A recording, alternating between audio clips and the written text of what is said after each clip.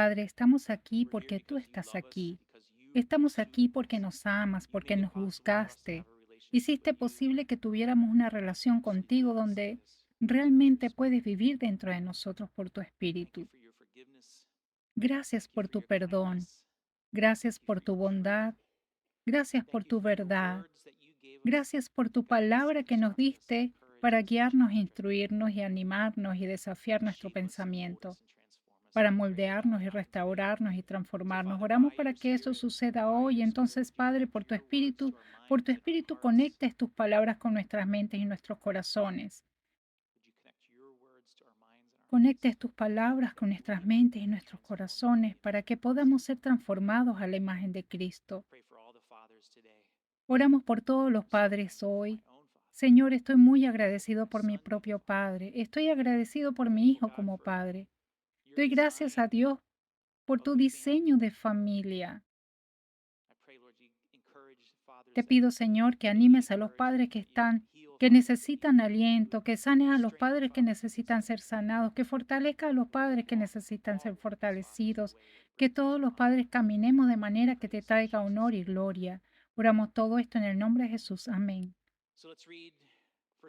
Leamos 1 Corintios capítulo 5, versículos 1 al 13. Abran sus Biblias allí. 1 Corintios 5, 1 al 13. Pablo escribe: Me cuesta creer lo que me informan acerca de la inmoralidad sexual que hay entre ustedes, algo que ni siquiera los paganos hacen. Me dicen que un hombre de su iglesia vive en pecado con su madrastra.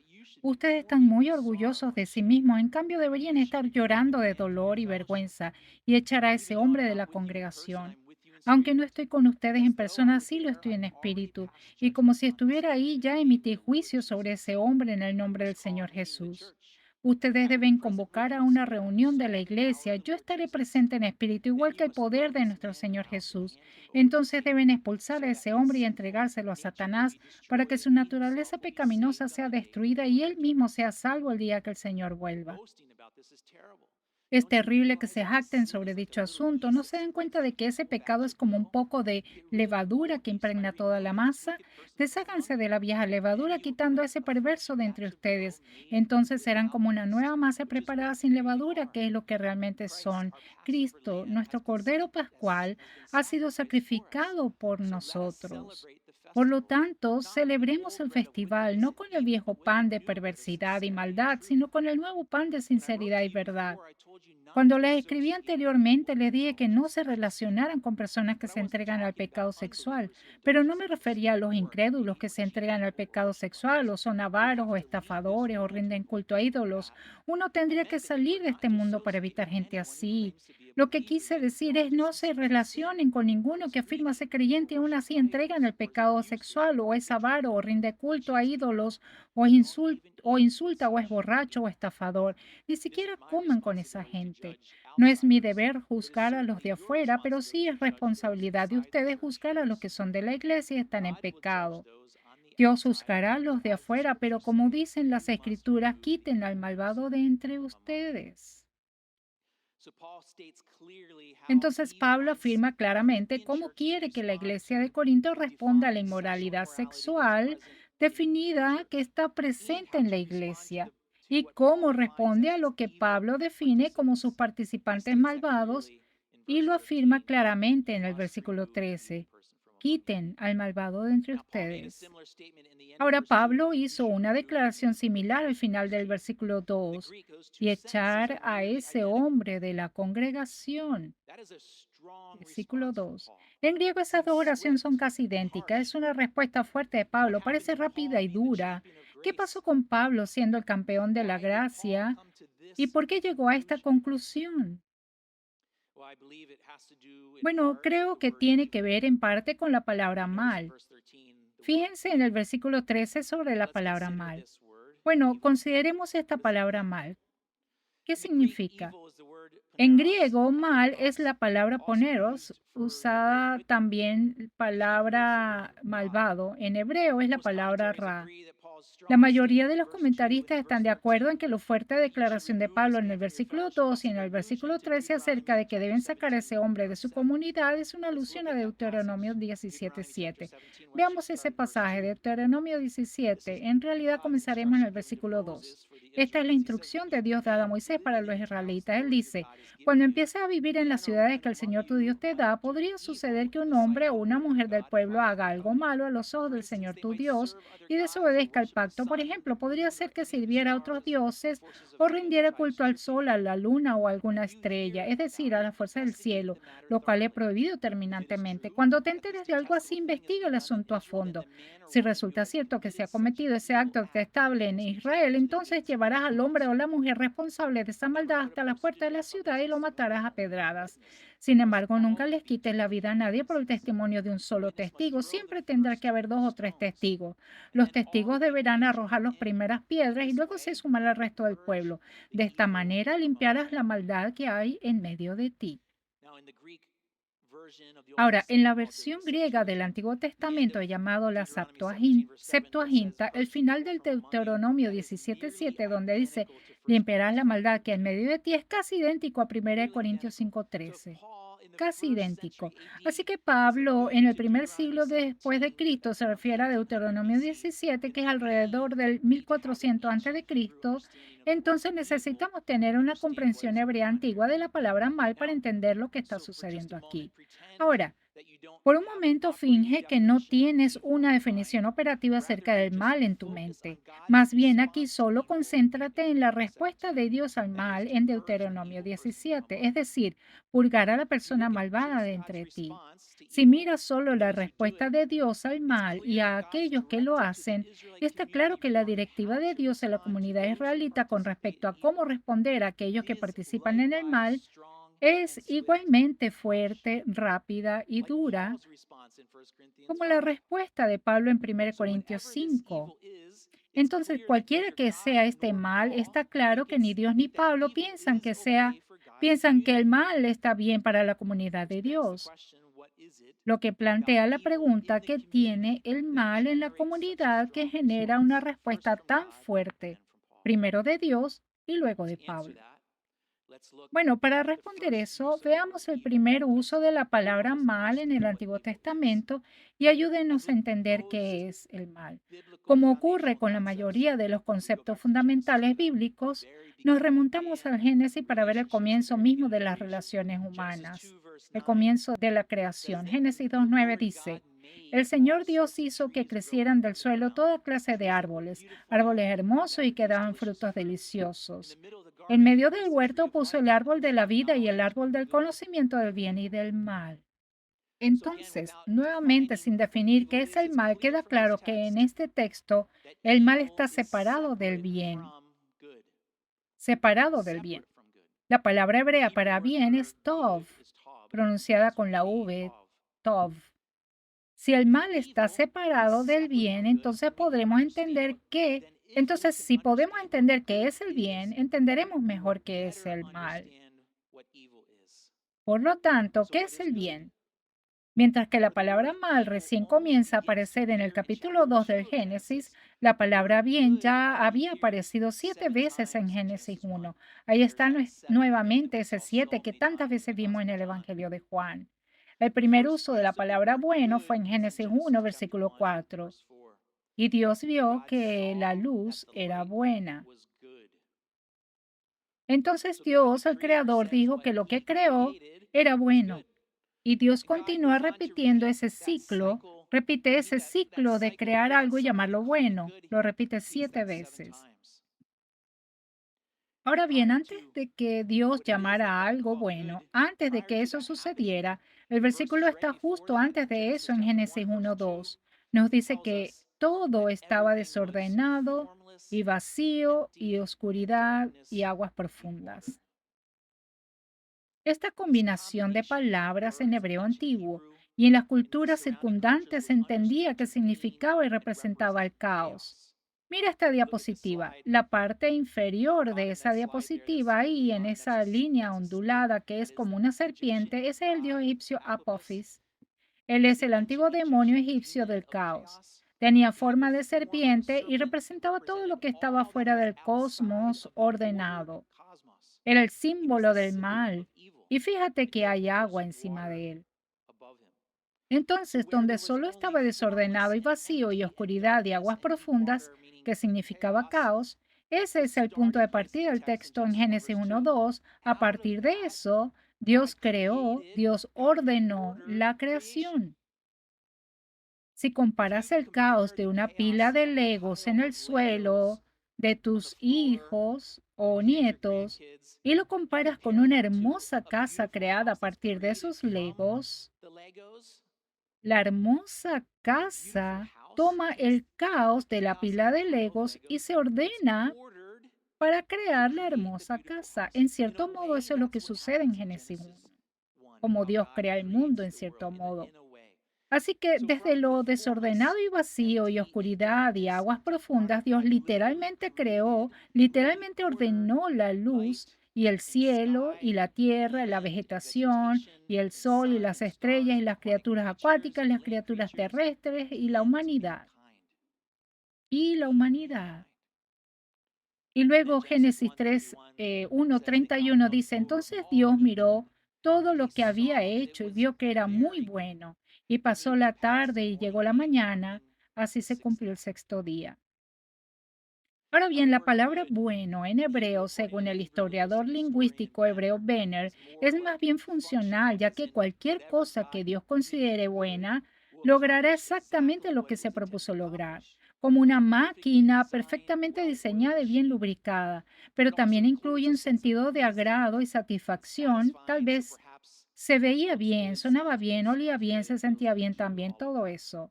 Entonces, cuando Dios miró su creación y la llamó buena, de alguna manera estaba diciendo, yo lo he creado, he ordenado que exista exactamente como se supone que debe ser para que funcione. Es placentero, satisfactorio, es bueno. Ahora, esta es una comprensión de la palabra bien. Pasemos entonces a una comprensión del mal en contraste con eso. Nuestra palabra abstracta mal en inglés, en hebreo, repito, es ra, y en hebreo no es abstracto, no hay palabras abstractas en el hebreo, es más bien una palabra concreta, una definición concreta. Esta palabra es difícil de definir en nuestros oídos occidentales donde vemos el mal y el bien como opuestos. Las mentes orientales fuera del oeste donde estamos, las mentes orientales entienden el mal y el bien como parte de un binomio, como luz y oscuridad, verdad y mentira, bien y mal, un emparejamiento. Repito, según Benner, la forma verbal de Ra, la forma verbal de mal, significa separar lo que se pretendía que estuviera unido y destruir lo que estaba ordenado. Según Evergreen Publications, el mal es donde la unidad fructífera se ve comprometida, es decir, se separa y por lo tanto no logra lo que debe hacer, se rompe sin producir el fruto esperado y por lo tanto resulta en tristeza, angustia, calamidad y dificultad. Entonces, a partir de eso, permítanme darles una definición bíblica del mal, tal como lo entiendo hoy, y tengan en cuenta que esta no es la única definición del mal, es lo que entiendo actualmente dentro del contexto del Génesis en la Biblia. Y repito, esta es una compilación de pensamientos de varios autores diferentes, pero el mal es aquello que busca destruir, repito, crear caos de lo que Dios ha creado con orden, vencido y llamado bueno. El mal es aquello que busca destruir, repito, crear caos de lo que Dios ha creado con orden, bendecido y llamado bueno. El mal destrozará lo que estaba destinado a ser fructífero, de creándolo, por así decirlo. Al desordenarlo, resultará en falta de forma, vacío, en disfunción y oscuridad, que son el resultado del mal, ¿verdad? Vemos claramente en la historia de Adán y Eva que se piensa en el desorden, la disfunción, el caos. Vemos eso en la historia de Caín, vemos eso en la historia de los hermanos de José, vemos eso en la historia de varias veces de los israelitas en el desierto, vemos eso en la vida de David, vemos eso en la vida de Salomón y tantos otros. Pero esa no era la intención de Dios para ellos. Dios no quería esas consecuencias del mal para la comunidad israelita. Por eso a sus seguidores los instó como comunidad a purgar el mal de entre ellos. Dios tampoco quiere esas consecuencias del mal para su iglesia de Corinto. Después de todo, la reunión de los seguidores de Jesús, la iglesia, lo que Pablo llama la iglesia de Dios, según 1 Corintios 1:2, fueron llamados por Dios para ser su propio pueblo santo. Santo significa separado, apartados para Dios. Y Dios prepara a su iglesia para que sean fructíferos y se multipliquen espiritualmente en la cultura corintia impía, ¿verdad? En el reino de las tinieblas. Entonces, si Dios los llamó a salir del reino de las tinieblas, que se separen de las tinieblas y los llamó al reino de su querido Hijo, claramente no quiere que la iglesia de Corintios sea arrastrada nuevamente a las tinieblas, al caos causado por el mal. Dios específicamente no quiere que la iglesia de Corinto, que Dios diseñó para que fuera funcional, que Dios diseñó para que fuera una máquina de pozo de petróleo bien diseñada, sea destrozada por el mal, dividida, descreada, desordenada y funcional. Dios no quiere eso para la iglesia de Corinto, no quiere que su fecundidad se vea comprometida. Dios no quiere que los creyentes de Corinto experimenten como comunidad lo desordenado, lo vacío, la oscuridad y las aguas profundas, la angustia, la tristeza, la calamidad o las dificultades. Y Dios tampoco quiere eso para nosotros hoy. De ahí la respuesta fuerte y rápida y dura de Pablo al enterarse de esta inmoralidad sexual que causa el mal. Ahora bien, con esa antigua comprensión de la palabra mal, comencemos a mirar 1 Corintios capítulo 5, versículo 1, que dice, me cuesta creer lo que me informan acerca de la moralidad sexual que hay entre ustedes. Entonces Pablo está ahora en Éfeso, está a 300 millas al este de Corinto, al otro lado del mar Egeo, y Pablo recibe este informe de Corinto. Si recuerdan, Pablo estaba en Corinto como 18 meses, compartió el Evangelio de Jesús el Mesías, el Evangelio del Reino. Muchos corintios escucharon y aceptaron el mensaje de Pablo acerca de Jesús. Colectivamente se convirtieron en la iglesia de Dios en Corinto. Pablo les enseñó, los discipuló, trabajó con ellos. Estuvo allí por un tiempo. Y luego Pablo cruzó el mar Egeo de donde Dios lo llamó a Éfeso para comenzar otra obra del Señor, otra iglesia. Y él estuvo allí por un tiempo y sabemos que ya ha mantenido correspondencia unas cuantas veces con la iglesia de Corinto y luego recibe este informe mencionado en el versículo 1. Y el informe es, me cuesta creer lo que me informan acerca de la inmoralidad sexual que hay entre ustedes, algo que ni siquiera los paganos hacen. Me dicen que un hombre de su iglesia vive en pecado con su madrastra. Ahora, nota aquí que las palabras entre ustedes al final del versículo 2 y las palabras entre ustedes al final del versículo 13 son lo mismo. Y este es un efecto de paréntesis al principio y al final que nos indica que la preocupación principal de Pablo, su preocupación principal es por la iglesia, la preocupación secundaria es por el hombre, pero su primera preocupación es que la iglesia sea afectada por las consecuencias del mal. La segunda cosa a tener en cuenta aquí es que incluso sin definir todavía qué es esta inmoralidad sexual, la forma en que Pablo usa esta palabra aquí, sabemos por el contexto que sea lo que estaba sucediendo en este hombre y esta mujer en la iglesia de Corintio, era peor incluso que lo que hacen los paganos. Entonces, si miras la siguiente diapositiva, es un gráfico de conducta sexual de lo que Dios querría de su propio pueblo. Así podría verse. Observa que el reino de Jesús, que es gobernado por Jesús, sigue sus instrucciones donde se evita el mal. Hay una línea y luego está el reino de las tinieblas, que es gobernado por Satanás, donde se practica el mal. Fuera del gráfico entonces está este hombre y su madrastra. Pablo dice que lo que estaban haciendo iba más allá incluso de lo que hacen los paganos, más allá incluso de eso. Ahora recuerda que Dios llamó a su pueblo del reino de las tinieblas al reino de su querido Hijo. Entonces, ¿qué se espera? ¿Para qué fueron entrenados, enseñados y equipados por las enseñanzas anteriores de Pablo? ¿Para qué fueron entrenados, equipados y enseñados por el Espíritu Santo en ellos?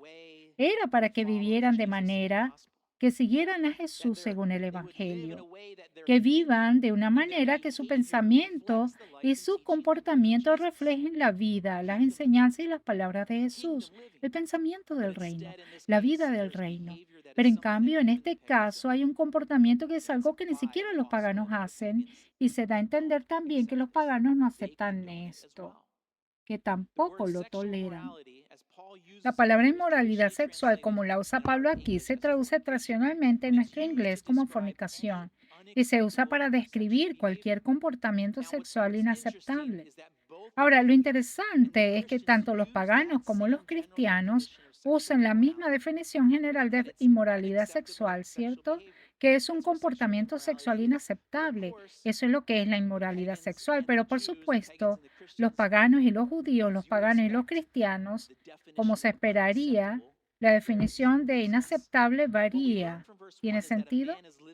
Lo que aprendemos del versículo 1 es que un hombre vive en pecado con su suegra. Ahora, con integridad al original, el griego no dice viviendo en pecado, simplemente dice el hombre tiene la mujer de su padre. El contexto aquí completa el resto. El verbo tiene en griego se usa habitualmente para implicar sexo. Entonces, si algo se considera socialmente inaceptable, es decir, se ha cruzado la línea, entonces se esperaría que hubiera una respuesta de la comunidad gobernante. ¿Tiene sentido? El comentarista Kinner dice que el incesto entre padres e hijos era universalmente aborrecido dentro del Imperio Romano y generalmente se consideraban terribles. Pero fíjate en esto, las relaciones con las madrastras eran tratadas en la cultura romana como incestuosas. En la respuesta del sistema legal romano al cruzar esta línea del comportamiento sexual inaceptable, la respuesta del sistema legal era el destierro a una isla prisionera. Incluso los paganos seculares aborrecían esta práctica. Y es importante entender esto en el capítulo 6 cuando lleguemos allí la próxima semana. Pero veamos otra respuesta a este comportamiento sexual inaceptable. El sistema legal judío, su respuesta al comportamiento sexual inaceptable se basó en su temor a la ley de Dios. Levíticos 18:8 dice, no tengas relaciones sexuales con ninguna de las esposas de tu padre porque eso deshonraría a tu padre. En el versículo 29 dice, cualquiera que cometa alguno de estos pecados detestables será excluido de la comunidad de Israel. Ahora, si notaron en ambas respuestas, el tema de la respuesta fue el exilio, el destierro, expulsarlos de la comunidad, que es lo que vemos que Pablo refuerza en 1 Corintios 5:2 y versículo 13. Deben eliminar a este hombre de su comunidad, rechazado, aislado, expulsado o eliminado de una comunidad en una sociedad que se basa en la comunidad, eso es una forma de muerte. Ahora comparemos esas dos respuestas, la comunidad legal romana y la comunidad judía. Comparemos sus respuestas con lo que estaba sucediendo en la iglesia de Corinto que le fue reportado a Pablo. Hay bastante diferencia ahí, ¿no? Lo que vemos en Corinto es que la iglesia practicaba la tolerancia y al mismo tiempo mostraba orgullo espiritual. Mira, eso es lo que Pablo aborda en el versículo 2. El versículo 2, 1 Corintios 5:2 dice, ustedes están muy orgullosos de sí mismos, en cambio deberían estar llorando de dolor y vergüenza y echar a ese hombre de la congregación. La palabra griega que se usa es orgullo, se traduce más literalmente como engreído o envanecido, y la narrativa que incluye el versículo 6 parece implicar que estaban orgullosos de su tolerancia en este mal comportamiento. Como eran tolerantes y se engrandecían espiritualmente como comunidad de creyentes, Pablo dice, deberían estar llorando de dolor y vergüenza. Para Pablo, sus respuestas son contradictorias. ¿Cómo pueden tener este mal entre ustedes y estar espiritualmente orgullosos? Mira, lo que Pablo está buscando aquí es una respuesta del reino del pecado, la cual es que la iglesia se arrepienta y se quebrante colectivamente. Y su arrepentimiento sería evidenciado por llanto, distrés y vergüenza genuinos. Sí, con lágrimas. El arrepentimiento es un cambio de mente y de corazón. La palabra griega metanoia, meta significa cambio, noia significa pensar, y que el arrepentimiento genuino resulta en un cambio de comportamiento. Entonces, al final del versículo 2, Pablo no solo buscaba llanto, tristeza y vergüenza, sino que luego buscaba secuencialmente que practicaran el arrepentimiento del quebrantamiento, lo que significa que resultaría en una acción de cambio. Entonces, donde hay llanto, tristeza y quebrantamiento por el pecado, debe ir seguido de acciones que generen cambios. El principio aquí es que el verdadero quebrantamiento y el arrepentimiento resultan en una acción que provoca un cambio. No es solo una confesión verbal, sí, eso es un comienzo, pero el arrepentimiento incluye una acción que resulta en un cambio. Ver confesiones verbales sin hacer cambio desgasta a la gente. Eventualmente esos ofendidos terminan pensando, oye, solo demuéstralo, no me lo digas, ya no quiero ni escuchar una disculpa. Antes de continuar, quiero comentar la conexión entre el mal y el orgullo. Ya ha sido identificada por Pablo en este pasaje. Casi siempre donde encuentras el mal, encontrarás orgullo, autoinflación, pero también viceversa. Donde encuentres orgullo, encontrarás maldad. Santiago 3:16 advierte acerca de esto. Dice, pues donde hay envidia y ambiciones egoístas, ok, autoinflación, autopromoción, autoelevación, también habrá desorden. Noten la palabra desorden y toda clase de maldad. Piénsalo de esta manera. El orgullo es el hueso del perro del enemigo. Si le das un hueso a un perro, ¿qué va a hacer? Salta sobre el hueso, ¿verdad? Salta sobre él. Si hay orgullo en tu vida, el enemigo viene tras él para explotarlo. Tomará ese orgullo y resultará en maldad en algún momento. Es simplemente lo que sucede. Por eso Dios nos dice tan fuertemente, humíllate ante los ojos del Señor. Humíllate, no esperes a ser humillado, humíllate. Para los corintios, esta acción en respuesta a su llanto colectivo que Pablo ahora espera de ellos, la acción que Pablo quiere que hagan es que quiten a la persona malvada de entre ellos, y Pablo le describe cómo hacerlo en el versículo 3 al 5. Pueden imaginar que impartir este nivel de disciplina en la iglesia sería difícil, ¿verdad? Por eso Pablo les asegura en el versículo 3 que aunque no esté con ellos físicamente, recuerden que está en Éfeso, que está con ellos en espíritu. Ahora, algunos han supuesto que esto significa que es algún acto sobrenatural en el cuerpo de Pablo, es que está en Éfeso y su espíritu en Corinto, separado de su cuerpo. Más bien, el comentarista Kinner dice, en la literatura griega secular de ese tiempo, con ustedes en espíritu simplemente es una declaración de intimidad, de estar unidos. Para los cristianos que tienen el Espíritu de Dios en ellos, esta es una declaración de que están unidos en el curso de una acción que es necesaria, que Pablo está unido con los corintios en la acción que deben tomar. Entonces Pablo continúa en el versículo 3 diciendo que ya emitimos juicio sobre este hombre. A esta es una expresión de la autoridad apostólica de Pablo. Él tiene el poder y la autoridad en el nombre del Señor Jesús para ejercer este nivel de disciplina. ¿Por qué? Porque así protege el rebaño que Jesús le confió, la iglesia de Corinto, para protegerlos de las consecuencias del mal. Repito, para mayor claridad, estas son las consecuencias del mal.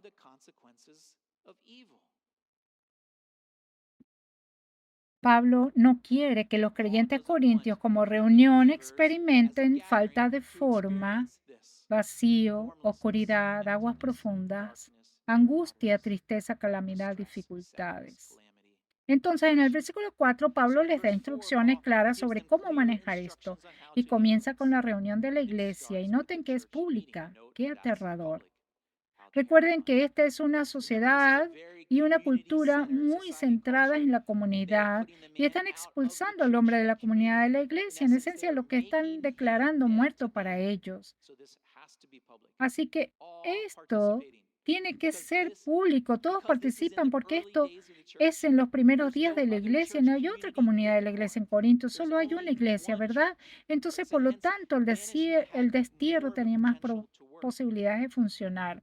Ahora bien, según el comentarista David Guzik, este enfoque rara vez funciona hoy en día porque las personas impenitentes a las que se les pide que abandonen una iglesia a menudo simplemente buscan otra iglesia y van y se quejan de ser víctimas de la injusticia.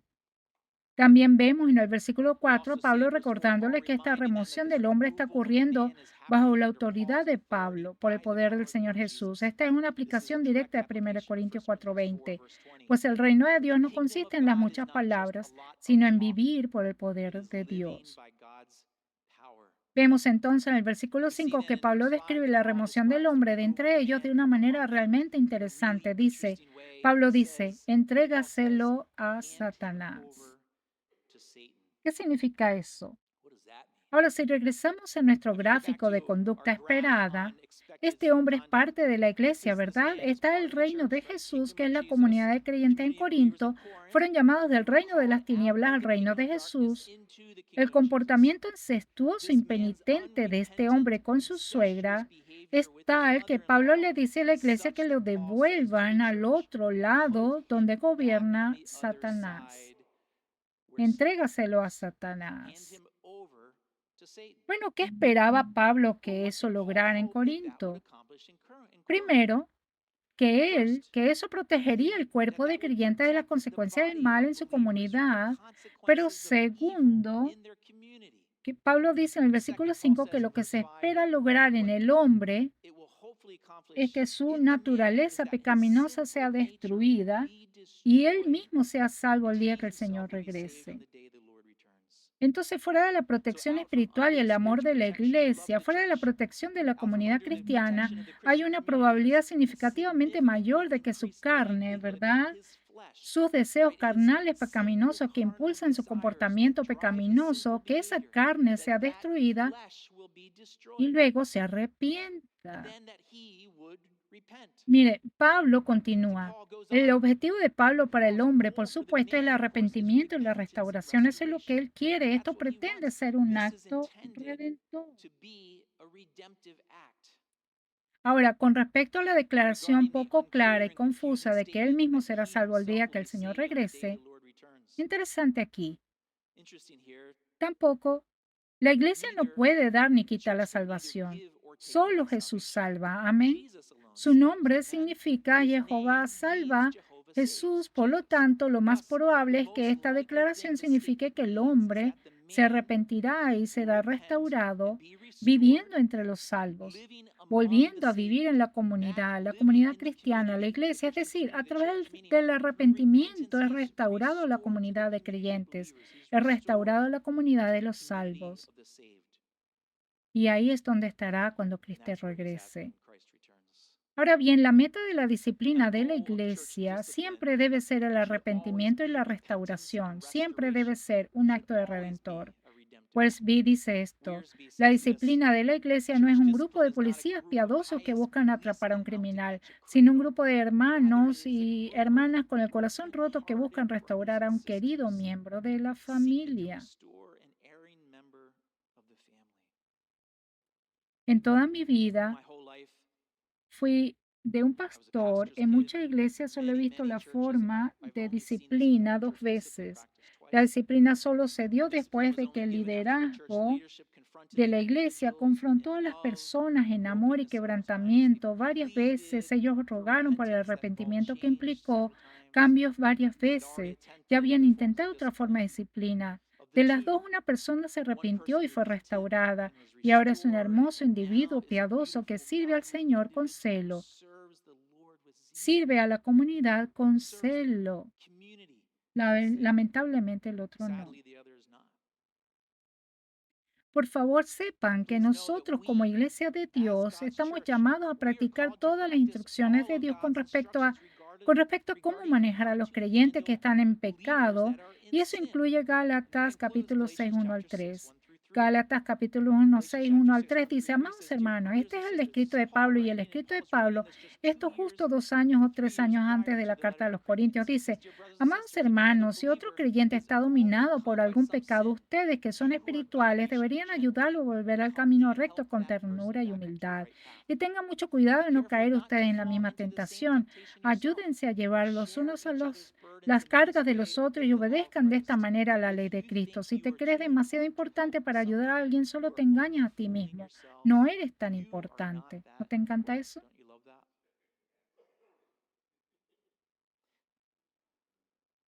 Por lo tanto, esta forma de disciplina eclesiástica que Pablo insta en Corinto es el último paso de muchos pasos dados en pos del arrepentimiento y la restauración.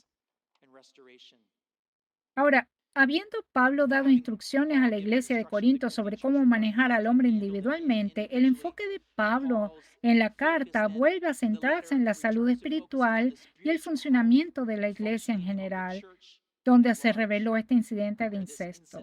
Tengan en cuenta aquí el resto de los capítulos 5 y 6, todo eso va junto con esto. Hablaremos más de eso la próxima semana. Pablo ya había confrontado a la iglesia por estar orgullosa donde deberían haber estado en llanto y tristeza, pero ahora en los versículos 6 al 8 les da la analogía de la levadura y la masa para mostrar hasta qué punto este orgullo y maldad ya han afectado a la iglesia. Pablo lo compara con un poco de levadura que se esparce por toda la masa. Si alguna vez has hecho pan o has visto el proceso, sabes que existe este maravilloso paso en el que agregas un poco de levadura y luego se hace el pan. Este se levanta o se hincha. Yo solía ver a mi mamá hacer esto antes de los tiempos modernos. La levadura se agregaba pellizcando un poco de masa vieja y agregándola a la nueva y mezclándola. Una cosa sorprendente es que solo se necesita un poco de tiempo, un pequeño pellizco para activar toda la masa. Pablo dice que su orgullo y maldad es así. No deben traer ni una pizca de la vieja masa del reino de las tinieblas a la iglesia, porque el mal se esparcirá por toda la iglesia y activará más el orgullo y la maldad dentro de la iglesia. En este caso, en Corinto, ese mal que se manifestó, el mal que manifestó un incesto, puede estar contenido en un hombre y una mujer, pero el mal que se manifestaría de muchas maneras diferentes se extendería. Y una forma en que eso podría suceder es si no hay una base bíblica. Si se practica y se aplica la ética sexual, entonces todos los límites éticos bíblicos, ya sean sexuales o no, tendrían el potencial de ser probados, superados, racionalizados y justificados. El mal engendra el mal. Eso podría entonces resultar en que la reunión de los creyentes en la iglesia de Corinto sea arrastrada nuevamente a la falta de forma, al vacío, a la oscuridad y a las aguas profundas, donde se convertirían en personas desordenadas y disfuncionales. Imagínense tratando de reunirse en la mesa de la comunión, si ese es el caso. Más bien, Pablo dice en el versículo 7 y 8 que la iglesia debe deshacerse de la levadura vieja, no agregándola al nuevo lote. Esto era sobre el tema de destierro y remoción cada año que se practicaba en Pesaj. Los israelitas comenzaban una nueva tanda de masa a la que no se le agregaba ni una pizca de la masa vieja. Por lo tanto, no se elevaba ni se hinchaba, era sin levadura. El pan era una nueva hornada de pan sin levadura existente, porque Cristo es nuestro Cordero Pascual sacrificado por nosotros. Su sacrificio por nosotros nos hace nuevos en Cristo. Somos pan nuevo sin levadura vieja. Es decir, con Cristo nosotros, como nuevos en Cristo, no debemos hincharnos de soberbia y maldad, sino vivir como Jesús, como pan sin levadura, de sinceridad y verdad. Esas son nuestras guías, la sinceridad y la verdad. Ahora, cuando pasamos a los versículos 9 al 11, Pablo tiene que aclarar algo relacionado con la carta que les envió previamente. Este es uno de los lugares donde sabemos que hubo al menos otra carta de correspondencia anterior a lo que llamamos Primera de Corintios. Aparentemente, en la carta anterior, las instrucciones de Pablo con respecto a asociarse con personas que se entregan a la inmoralidad sexual se malinterpretaron en el sentido de no asociarse o no relacionarse con nadie que se entrega a la inmoralidad sexual, sean cristianos o no. Bueno, Pablo aclara que los cristianos no deben aislarse de la gente del reino de las tinieblas. Es razonable que los cristianos esperen que un no cristiano sea piadoso, ¿verdad? Están sin Dios, por lo tanto, impíos. Pero el punto de Pablo aquí era que la iglesia no debía asociarse con cristianos involucrados en impiedad, cristianos involucrados en inmoralidad sexual. Ahora, lo que puede ser confuso aquí es la palabra asociar. El griego allí literalmente significa mezclarse juntos, implicando a un grupo cerrado con una relación de vida. Esto puede ser un juego con la idea de mezclar un lote de masa nueva. Dice Pablo, no mezcles la levadura vieja del reino de las tinieblas con la masa sin levadura del reino nuevo. Lo interesante aquí es que Pablo luego enumera muchos otros pecados, males con los que la iglesia debe tener cuidado. Además, la iglesia de Corinto no debía asociarse con creyentes que se entregaban al pecado sexual, sí, así como tampoco asociarse con creyentes que son codiciosos o que adoran ídolos, o que son abusivos o borrachos o tramposos. Verán, todos ellos son igualmente malvados y destructivos y tienen consecuencias en la iglesia. Las consecuencias de dividir, crear desorden y disfunción. Pablo dice que ni siquiera coman con esas personas por el riesgo de que la masa vieja del reino impregne la nueva. Pero volviendo a Gálatas 6, versículo 1, ¿no debemos ayudar a otros creyentes que están en pecado? Sí. El criterio en Gálatas 6, versículo 1 es de gente piadosa, es decir, madura, o sea, que entienden el mal. Es decir, que han aprendido a seguir los caminos de Dios, gente piadosa que ayuda a creyente que lucha a volver a su camino correcto. Miren, amándolos, sí, escuchándolos, sí, guiándolos, discipulándolos, ayudándolos, ayudando al creyente que lucha, que no vive con ellos, que no se mezcla con ellos mientras practican el mal, ¿verdad? La intención es siempre la restauración. Ahora déjame concluir con algunos pensamientos para tu meditación y oración. Hay otro par de palabras hebreas, la palabra justo y malvado, repito. Como las palabras hebreas son concretas, la definición más básica de la palabra malvado es el que se desvía del buen camino. El que se desvía del camino correcto termina perdido en el desierto. La definición básica de la palabra justo es el que está en el camino correcto, en el sitio de Dios. Él es quien determina cuál está bien y cuál está mal, el que está en el camino correcto.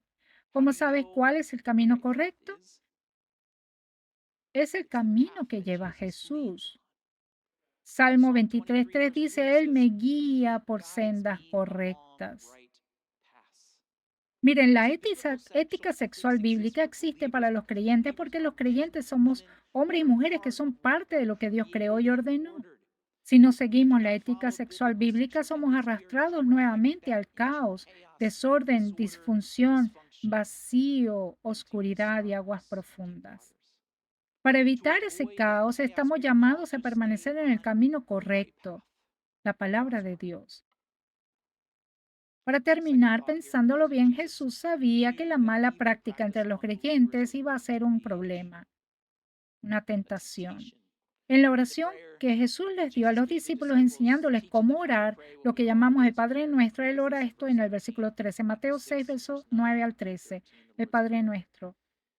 Dice, si pueden saltar el versículo 13, la siguiente diapositiva, no permitas que cedamos ante la tentación, sino rescátanos del maligno. Rescátanos del maligno. Vean, mis hermanos y hermanas, todos somos parte de la iglesia de Dios. Miren, Jesús claramente nos da todo lo que necesitamos para luchar contra el mal que quiere arrastrarnos de nuevo al caos, a la oscuridad. Y esas dos prácticas que nos ha dado son las que Jesús dijo en la oración Mateo 6, versículo 13, y siguiendo este buen libro. Amén. Si alguien necesita oración sobre algo a partir de hoy, te animo a que te presentes aquí. Tenemos hombres y mujeres con quienes puedes orar aquí arriba. Concluyamos en oración. Padre Dios, tú nos has dado tus instrucciones, tus palabras para que vivamos. Señor, ayúdanos con eso, Padre. Ayúdanos con eso. Danos valor y humildad para humillarnos. Danos valor y humildad para seguir tus palabras. y seamos dependientes de tu palabra y de la oración mientras vivimos nuestras vidas en este mundo donde hay maldad, para que seamos la iglesia que tenga todas las funciones que tú quieres que tengamos. Y oro porque si hay alguien que no es parte del reino de Jesús, te pido, Señor, que esa persona incline ante ti su mente y su corazón en este momento y confiese que es un pecador, que necesita tu salvación, que te pida perdón y te invite a su vida donde puede vivir como tú quieres que viva. En el nombre de Jesús. Amén.